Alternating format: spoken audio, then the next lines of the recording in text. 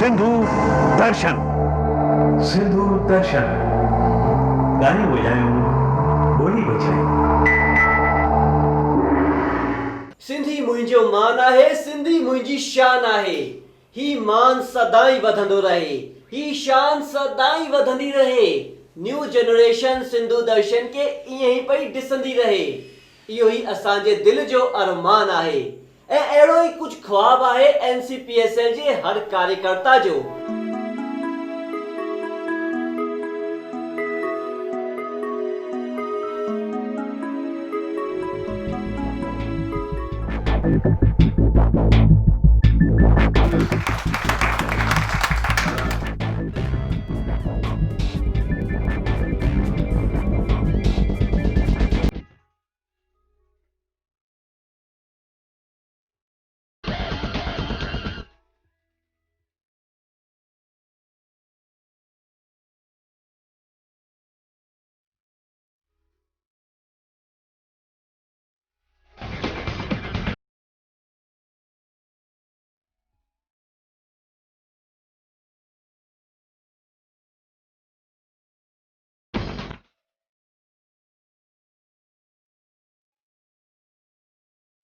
हजार शुक्र जो आया परे खपेर भरे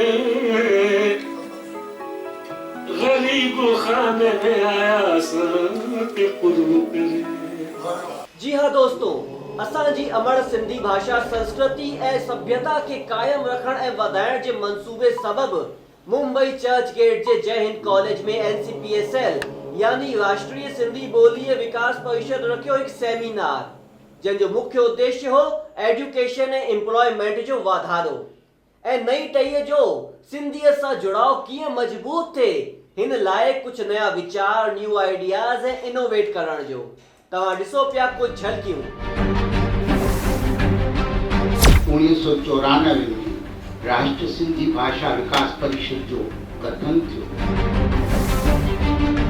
NCPSL जे हिन स्थापना दिवस जे मौके ते तव्हां सभिनी हिते आया, इहा असांजे लाइ बि फ़ख्र जी ॻाल्हि आहे। असांखे कुझु सजेशंस ॾियणियूं आहिनि त अॻिते लाइ असीं कीअं सिंधी ॿोली खे क़ाइमु रखूं। सिंधियत जे विकास खे बरक़रार रखण लाइ पंहिंजो सलाह, वीचार ऐं राय ॾींदा, जीअं सिंधियत जो वजूद दाइम क़ाइमु रहे। हिकु ॾींहुं सौ ॾींहुं आहे। NCPSL जो हिकु ॾींहुं आहे। उमेद त हज़ार हज़ार हज़ार जो फ़ाइदो ऐं सिंधी ॿोलीअ खे वरी वरी रिवाइव कंदो नंढनि शहरनि में, वॾनि शहरनि में। उमेद असीं मुंबई में बि अहिड़ो वायुमंडल पैदा कंदासीं जो सिंधी त ज़रूरु सिंधी ॻाल्हायूं। असां जॾहिं पाण में ॻाल्हायूं कॾहिं सिंधीअ में ॻाल्हायूं। सिंधी ॿोली, सिंधी लिखण पढ़ण देवनागरी स्क्रिप्ट में बि अॼुकल्ह अवेलेबल आहे। असांजे सिंधियत में ऐं सिंधी ॿोली वधाइण लाइ असांजो पंहिंजो तालमेल हुअणु तमामु ज़रूरी आहे। असां वटि कलाकारनि जी कमी कान्हे। अगरि इन्हनि कलाकारनि खे असां 1 करोड़ ऑडियंस ॾेई सघूं त असांखे कंहिं प्रोग्राम करण जी ज़रूरत आहे छा? ॾिठो वञे हाणे जीअं मन खां पहिरें वक़्तु आऊं ॻाल्हायो, हाणे वक़्तु अची वियो आहे कि असां सिंधियत खे रुॻो सेमिनारनि ताईं महदूद न रखूं। भई क़ाबिले तारीफ़ आहिनि हू सिंधी जेका ई इनिशिएट खणनि था। कंहिं चयो कि भई सिंधी में लिखो, कंहिं चयो कि देवनागरी में लिखो, कंहिं चयो सिंधी में ॻाल्हायो ऐं कंहिं त इहे बि चयो कि ॿारनि सां गॾु सिंधी में ॻाल्हायो। पर मूंखे ही सम्झ में कान आयो कि उते नओं छा हो। अलॻि, अलहदा, अनोखा वीचार, न्यू आइडियाज़। भई मां त अकुल में घटि आहियां, पर मूंखे लधाराम दादा, लधाराम नागवानी जी ही ॻाल्हि ॾाढी सुठी लॻी कि भई हिन सेमिनारनि खे सिर्फ़ महफ़िलनि ताणी ऐं सेमिनार ताणी महफ़ूज़ न रखिजे। हिन इशू ते वधीक जानकारी लाइ सिंधु दर्शन जे स्टूडियो में स्वागत था कयूं हिकु शानदार साहित्यकार ऐं कलाकार बीना रामचंदानी जी जो। नमस्कार। नमस्कार बीना जी। भई सिंधु दर्शन यानी कि इलेक्ट्रॉनिक मीडिया में कम कंदे तव्हां सां असीं घणे कुछ सिखियो आहे। थोड़ो इने मसले जो भी उधार कयो न। इत्र सां कपड़नि खे महकाइण का वॾी ॻाल्हि नाहे, पर मज़ो तॾहिं ईंदो जॾहिं खुशबू अचे तव्हांजे कर्मनि सां। वाह, छा ॻाल्हि आहे। मां शॉर्ट में हिकु ॻाल्हि तव्हांखे ॿुधायां। हिकु इनोवेटिव आइडिया आहे ऐं हिकिड़ो नओं प्रोजेक्ट। कहिड़ो प्रोजेक्ट? कोन सम्झव? सपोज़ हिकु ई जॻह, हिकु ई हंधि, हिकु ई टीचर 50, 100, 200 माण्हुनि खे पारे, या उहा ई ॻाल्हि अगरि 1000 ऐं लखनि माण्हुनि ताईं पहुचे त तव्हांखे कहिड़ो पसंदि ईंदो? डेफिनेटली अगर हिकु दफ़े में 50 खां वधीक यानी कि 1000 या लख माण्हुनि ताईं पहुचे त उहो ई आइडिया मूंखे ॿुधाइणो आहे। हाँ बिल्कुलु बिल्कुलु। उहो आहे इलेक्ट्रॉनिक मीडिया जे थ्रू। इलेक्ट्रॉनिक मीडिया जे थ्रू समझी कान सघियमि, थोरो डिटेल में ॿुधायो न। माना इहो आहे डिस्टेंस लर्निंग। Distant learning. पर बीना जी सिंधियुनि जे विच में हिन डिस्टेंट लर्निंग जी वायबिलिटी किथे आहे?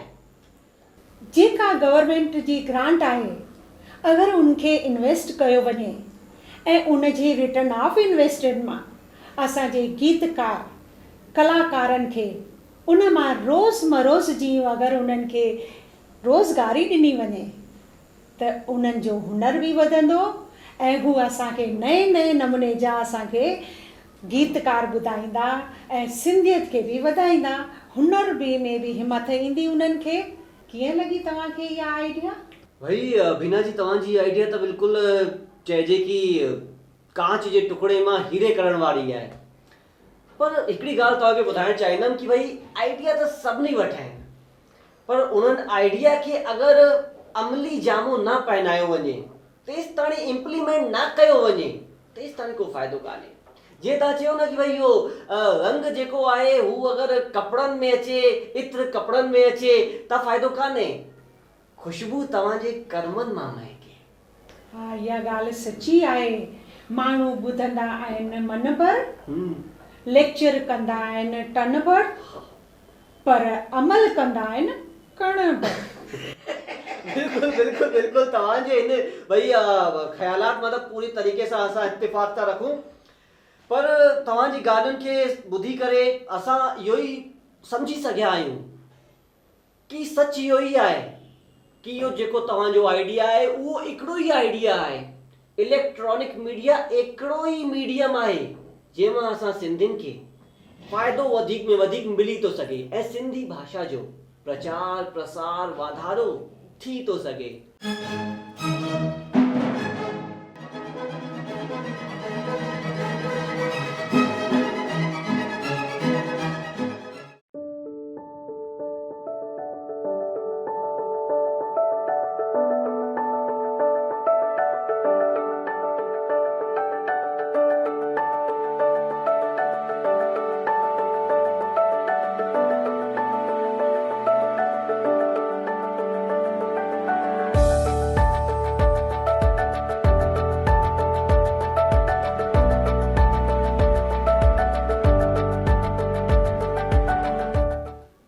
तव्हां बीना जी के ॿुधियो, पर हाणे असां तव्हांखे ॿुधाईंदासीं कि NCPCL जे हिन प्रोग्राम में कंहिं कलाकार ऐं वॾी हस्तियूं पार्टिसिपेट कयो। कलाकारनि में हुआ नीरू जयासरानी, मुंबई प्रोटोकॉल प्रेसिडेंट अनिल चंदानी, महाराष्ट्र सिंधी अकादमी जा मेंबर सतराम माखीजा जी, ग्रेट एक्टिविस्ट मेंबर रोहड़ा जी, बलदेव मटलानी, जयराम रूपानी, हीरू थारियानी जी, कोशी लालवानी जी, अनिला सुंदर, घनश्याम वासवानी, मुरली अदनानी, बिहारी शहरी, वीरू दुलानी ऐं चंदा वीरानी जी। दोस्तों, जंहिं मोटो एम एंड ऑब्जेक्टिव के खणी करे सिंधु दर्शन ऐं NCPSL संस्था हले पई। भई असां उम्मीद था कयूं कि हिन उद्देश्य में उन्हनि खे मिले सफलता ऐं असांखे बि मिले सफलता ऐं कायम कयूं हिकु शानदार मिसाल। इन उम्मीद सां गॾु वठूं था इजाज़त। जय झूलेलाल।